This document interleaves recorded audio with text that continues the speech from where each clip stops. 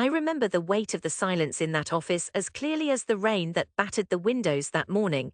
It was the kind of cold, February drizzle that seemed to soak through everything in Vancouver, even the walls of the 12-story steel and glass box where I worked.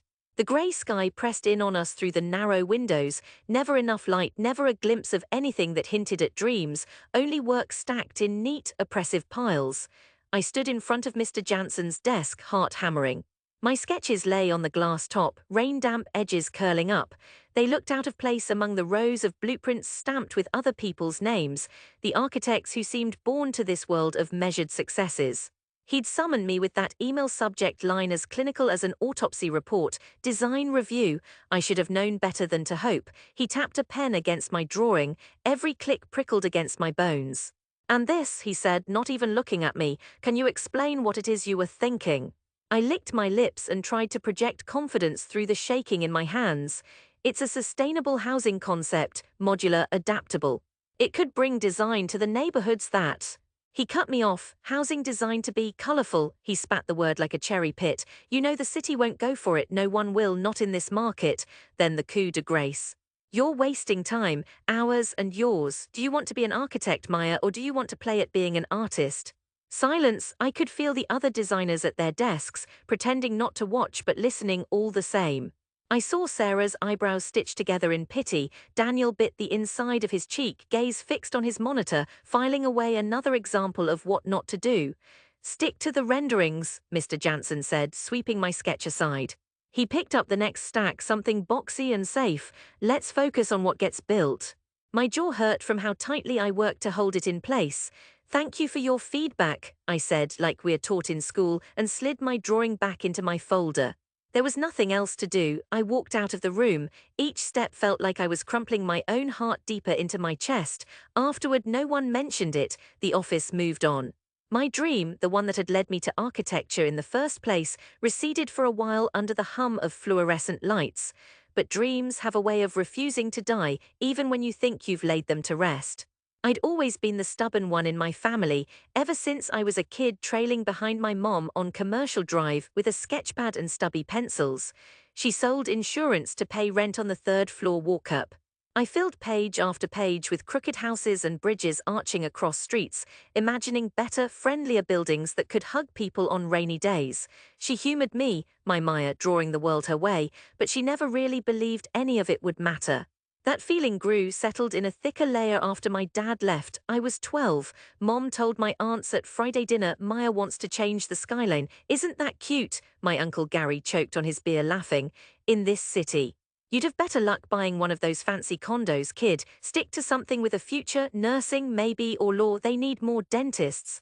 Whenever I spoke up about architecture, about buildings that could heal and connect, they would smile with indulgent disbelief, as if I'd said I wanted to be an astronaut or the Prime Minister. Sundays after church, Nana would hug me and whisper, "You dream big, but don't let yourself be disappointed when the world stays small." By the time I left UBC and got that first job in the city, the message was clear. I could design someone else's vision. Mine, though, my bright scaffolding dreams were for private sketchbooks and late-night musings, not for submission, not for approval. So I wore my sensible blazer and poured my energy into what was asked. Clean lines, neutral colors, I digitized, I rendered. Years slid by. Still, in quiet hours, I doodled modular frames on napkins, running shoes, backs of receipts. I filled folders on my desktop with plans for popping, rainbow-hued courtyards that could be assembled and reassembled to fit real people, real families. I researched materials, wrote emails to suppliers, experimented after dark with cardboard and glue. No one saw any of it, not until the day I couldn't take it anymore. That day with Mr. Jansen left me raw and shivering. My body walked to the bus stop, but my mind was somewhere outside the box of that office, rattling on the edge of something bigger.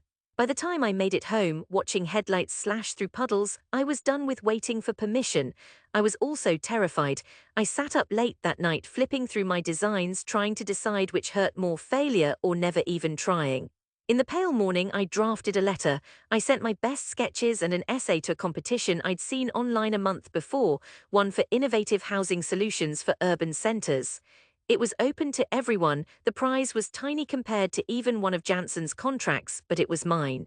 I told no one. I barely dared to check my email. Months passed. I did my job, kept my head down. Spring was around the corner when a subject line flickered across my phone. Congratulations, Maya Sarin. My entry had won. There was prize money and, more important, a slot in a local innovation fair that autumn. I read the message 3 times before I fell onto my bed, laughing and sobbing, clutching the phone to my chest. When my mom called that evening, I nearly told her. Instead, I asked about my cousin's wedding, about Nana's arthritis. I was afraid she'd hear the trembling hope in my voice and crush it before it could bloom. The months that followed were a blur of work. I left the firm, not in a haze of triumph, but in resignation and uncertainty. I took contracts drafting for other architects to cover rent and threw myself into building a prototype. The fair gave me a table at the edge of the giant community center, a space just large enough to assemble a corner of what I'd designed. I painted the panels myself, hands streaked with magenta and turquoise and ochre. Each one snapped together, light and strong, designed for real climates, for children and grandparents and young couples who didn't want to vanish into the anonymity of glass towers. At the fair, people wandered over. They asked questions. Some wrinkled their noses at the color, others started to smile. Word spread, reporters snapped photos, a contractor asked for my card. No one told me it was quaint or childish or out of step with the city. For the first time, I said my pitch out loud, over and over, until I almost believed I was no longer ridiculous for imagining it. An editor from a housing nonprofit saw a tweet about my booth. She contacted me afterward, asked to feature my design in their newsletter. A few weeks after that, a developer emailed. Small, community-focused projects, he said. He liked my ideas. Could we chat? The first time I walked into his office on Main Street, I expected another polite brush-off. Instead, he told me he'd grown up in co-op housing himself, saw the need for flexible, accessible spaces in the city's ever-tightening neighborhoods. He wanted to pilot a cluster of homes on an empty lot in Mount Pleasant. If I could secure the permits and meet his budget, the project was mine. I said yes, not knowing if I could really pull it off. What followed was nothing like the neat arc of an inspirational movie. The city's approval process was a maze of bureaucratic puzzles. I sweated over grant forms and environmental studies, learned about insulation R values and groundwater runoff, and the arcane language of city council meetings. There were setbacks. A supplier ran out of my preferred cladding, a key engineer quit. I gave a presentation while battling the flu and nearly fainted. Each time I wanted to quit, I thought of the 12-year-old version of me, drawing impossible homes in the margins of math tests. I owed her better. A year and a half after the fair, the project broke ground. Word gets around, especially in communities like ours. My mother found out through a friend at church. Is Maya designing those rainbow houses on 7th Avenue? She called me in disbelief. Maya, people are saying you're working with developers now, on real buildings. Yes, Mom, I said quietly, my voice carrying the months of effort. It's real. She hesitated and then, as always, pivoted to practicalities. Be careful, darling, these things can fall apart, you know, don't celebrate too early. Uncle Gary posted a jokey comment on Facebook. Next up, the Maya Tower of Pizza, and Aunt Rupa clicked like. They patted me on the shoulder at family dinners, the way people do to encourage a kid's new hobby rather than a grown woman's actual career. Still, little by little, the project took shape. Panels went up, windows slotted into place. Color swirled across the new siding. Most days I arrived before dawn, caffeine sour on my tongue, and left after sunset, every muscle aching but alive. Neighbors asked questions, some skeptical, others hopeful. What is it? Will the colors last through the rain? Is it for regular families or just students? I answered every query, recorded every suggestion. The community center asked if they could host a tour. Then finally, after 2 endless years, the building stood, 26 units stacked, interlocking, each with its own patch of garden. Families moved in. A couple with 2 toddlers, an elderly widow, a pair of friends starting over after divorce.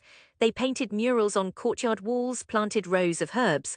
When I visited, I saw children skipping along mosaic pathways I'd designed, their boots splashing patterns into the puddles. That winter, the community center reached out. Would I come back and speak at their year-end celebration?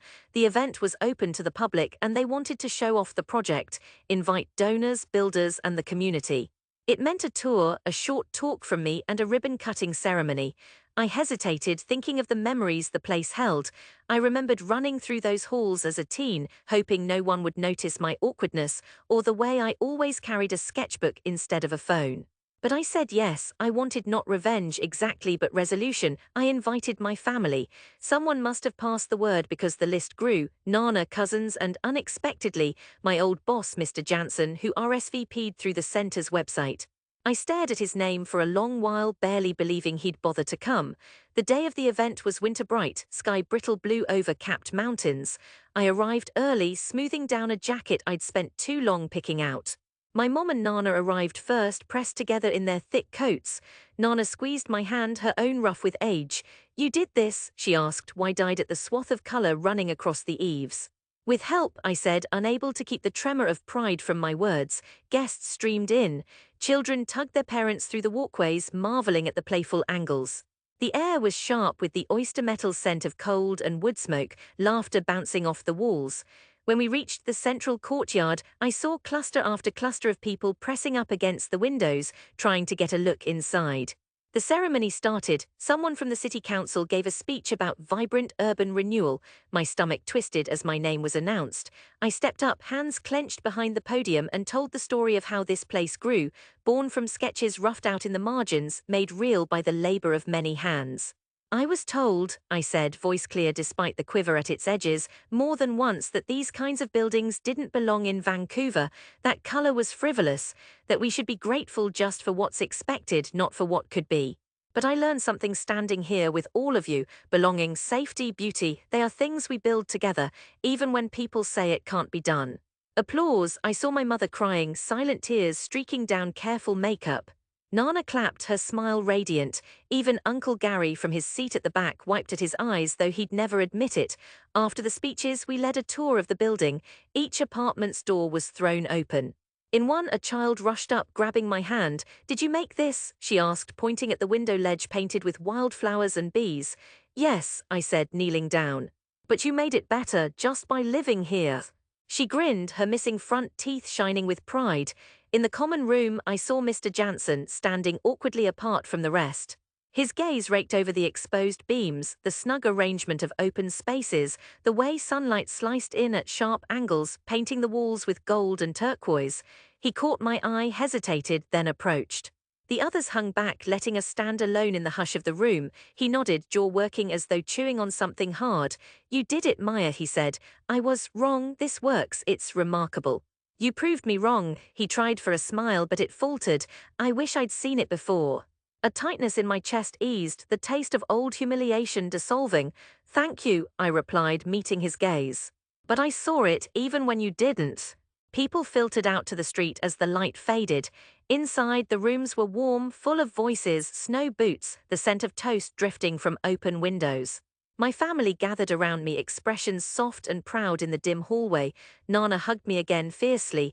"You changed something, Maya, even for us old folks. Maybe dreamers do make the world." My mother, eyes tender but lined with regret, rested her head on my shoulder. "I should have told you sooner how proud I am. Sometimes fear makes us smaller than we want to be." I squeezed her hand. "I wanted you to see it, not just the building, but the life inside it. That's what matters." We stepped out into the evening, the buildings glowing behind us, warm, alive, painted with the dreams of a girl everyone thought was ridiculous. This was my homecoming, but more than that, it was a beginning, written bright against the Vancouver sky.